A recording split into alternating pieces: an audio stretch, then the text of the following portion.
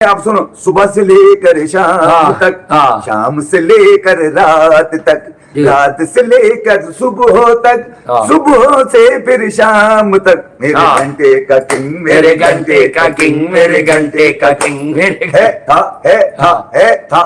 कर रहे थे, आज वो इवेंचुअली हकीकत बन गई।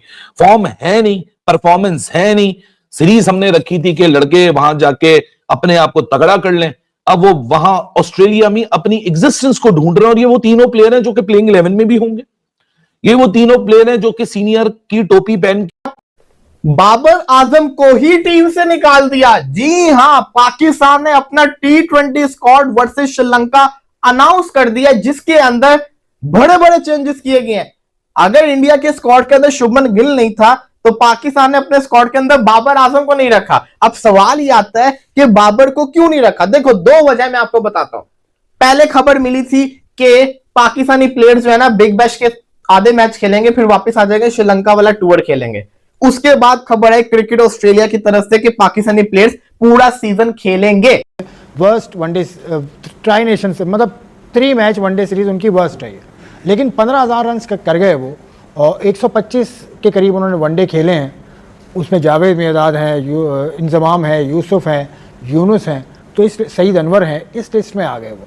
क्या देखें आई थिंक मेरे हिसाब से चाहे बाबर होता, चाहे जिन प्लेयर्स के आपने नाम लिए हैं, चाहे उसके अलावा कोई और भी होता, देखिए चौथे या 5वें नंबर पे आना पाकिस्तान की हिस्ट्री में 15,000 रन करना, मेरे ख्याल में जो बाबर ने रन्स किए हैं, लोग कहते हैं कि इससे बड़े बड़े प्लेयर पाकिस्तान की हिस्ट्री में गुजरे हैं। आई थिंक इसमें कोई शक नहीं है, बहुत बड़े बड़े प्लेयर्स जो है गुजरे। लेकिन बात यह है कि इस बाबर आजम से पहले जो हम 4 प्लेयर्स की बात करते हैं, ठीक है ना, जिन प्लेयर्स के आपने नाम लिए, ठीक है, जिन प्लेयर्स के आपने नाम लिए, इन प्लेयर्स का अगर आप कैरियर देखें तो मुझे नहीं लगता कहीं ये 3-3 साल आउट ऑफ फॉर्म रहे। और T20 का भी सहारा नहीं है ना इनके पास। 4,000 रन T20 के बाबर के हटा दें। अगर बाबर को इनसे मिला रहे हैं तो 4,000 रन T20 के हटा। देखिए इसमें देखिए एक तो मैं सिर्फ ये कहता हूं कि इसमें ना बाबर का कसूर है, वो बस बात, वो जिस दौर में T20 है, कसूर की बात नहीं, मैंने एक बात, ठीक है। और उसके बाद अगर आप ये भी कहते हैं कि उस दौर में T20 नहीं थी और इस दौर में, दूसरी बात यह कि सिर्फ T20 भी खेलना आसान काम नहीं होता, आपके ऊपर बड़ा प्रेशर होता है, फिटनेस का मसला होता है, परफॉर्म करना होता है, बहुत सी चीज़ें होती हैं। अब जो पैसा T20 में इन्वॉल्व, लीग्स, ये जब आप सब खेलेंगे, फिर अपनी टीम से खेलेंगे, वो आपका एक डबल प्रेशर होता है। उसके साथ आप फिर तीनों फॉर्मेट खेलते हैं, वो आई थिंक वो भी ईजी काम नहीं है, वो भी बहुत ज़्यादा मुश्किल काम है। बाबर आजम को ही टीम से निकाल दिया। जी हां, पाकिस्तान ने अपना T20 squad versus Sri Lanka announce कर दिया, जिसके अंदर बड़े बड़े चेंजेस किए गए हैं। अगर इंडिया के स्क्वाड के अंदर शुभमन गिल नहीं था तो पाकिस्तान ने अपने स्क्वाड के अंदर बाबर आजम को नहीं रखा। अब सवाल यह आता है कि बाबर को क्यों नहीं रखा। देखो, दो वजह मैं आपको बताता हूं। पहले खबर मिली थी कि पाकिस्तानी प्लेयर्स जो है ना बिग बैश के आधे मैच खेलेंगे, फिर वापस आ जाएंगे, श्रीलंका वाला टूर खेलेंगे। उसके बाद खबर है क्रिकेट ऑस्ट्रेलिया की तरफ से कि पाकिस्तानी प्लेयर्स पूरा सीजन खेलेंगे। और होता क्या है कि कहा जाता है कि पाकिस्तानी प्लेयर जो बिग बैश खेल रहे हैं पूरा सीजन खेलेंगे, लेकिन जब स्क्वाड अनाउंस होता है उसके अंदर ना बाबर है, ना शाहीन है, ना हारिस रऊफ है, ना रिजवान है, ना हसन अली है। पाकिस्तानी प्लेयर्स नहीं है, लेकिन एक पाकिस्तानी प्लेयर है जो बिग बैश खेल रहा है, और वो है शादाब खान। शादाब खान फिर क्यों टीम के अंदर आ गया? शादाब खान की टीम में आने से 2 सवाल खड़े होते हैं। पहला कि पीसीबी ने शादाब खान को वापस लाना था, वर्ल्ड कप स्क्वाड के अंदर लाना था, इसलिए उसको जबरदस्ती लेकर आए टीम के अंदर कि वो आए। दूसरा, बाकी प्लेयर्स ने मना कर दिया, शादाब विलिंग था खेलने के लिए तो वो आ गया।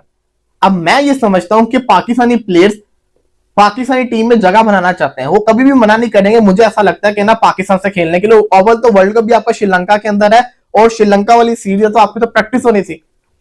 तो मैं ये समझता हूं कि पीसीबी ने ज्यादा जोर दिया शादाब के ऊपर के टीम के अंदर। शादाब खान क्या चीज है भाई साहब, मैं समझ से बाहर हूं। और अगर तो बाबर आजम को उसकी पुअर परफॉर्मेंस के ऊपर ड्रॉप किया गया है तो मैं ये समझता हूं फिर शादाब की भी कोई खास परफॉर्मेंस नहीं थी।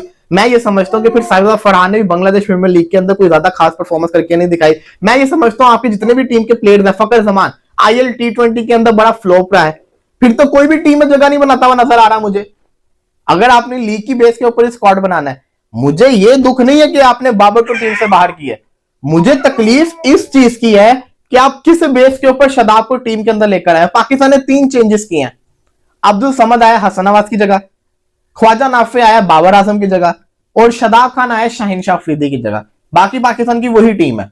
अब आप खुद देखिए कि शादाब खान को सिलेक्ट कर लिया गया, लेकिन मां सदाकत जिसने आपको इमर्जिंग एशिया कप जितवाया, जिसकी बड़ी शानदार परफॉर्मेंस रही है, लीग्स भी खेल रहा है, उस प्लेयर को क्यों नहीं रखा? वो भी एक ऑलराउंडर है, वो भी आपका फ्यूचर स्टार है, आप उसको रख सकते थे, आप उसको मौका दे सकते थे, लेकिन आपने उसको नहीं दिया। और वो डिजर्विंग था, वो जेन्युइन डिजर्विंग था। अगर आपको ऑलराउंडर चाहिए था, वो बड़ा शानदार किस्म का ऑलराउंडर था, बैटिंग भी दमदार करता है, लेफ्टी भी ऊपर से है, लेकिन आपको शादाब टीम के अंदर चाहिए था। तो दुख इस चीज का है। बाकी पाकिस्तान का स्क्वाड क्या मैं आपको बता देता हूं। सलमान अली आगा कप्तान है, अब्दुल समद, अबरार अहमद, फहीम अशरफ, फकर जमान, ख्वाजा मोहम्मद नाफे, मोहम्मद नवाज, मोहम्मद सलमान मिर्जा, मोहम्मद वसीम जूनियर, नसीम। भाई साहब, पाकिस्तान ने अपनी T20 स्क्वाड का अनाउंसमेंट कर दिया है। सरप्राइजेस सरप्राइजेस सरप्राइजेस, सबसे बड़ा सरप्राइज तो वो सरप्राइज है कि शायद पाकिस्तान क्रिकेट बोर्ड वो बड़े बोर्डों में से पहला बोर्ड बन गया है जो कि भाई अपने लड़कों को बोलता है आप बिग बैश खेलो, आप लीग खेलो, आप मुल्क की ड्यूटी को ना साइडलाइन लगा दो।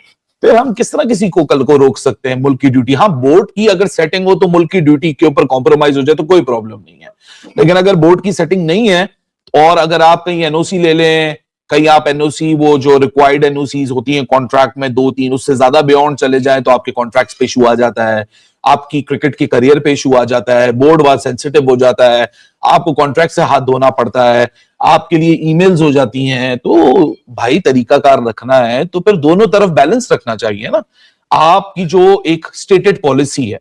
और सबसे बड़ा अफसोस आज इस टीम की अनाउंसमेंट में भी पाकिस्तान क्रिकेट बोर्ड ने अपनी पॉलिसी डिसीजन का अनाउंसमेंट नहीं किया।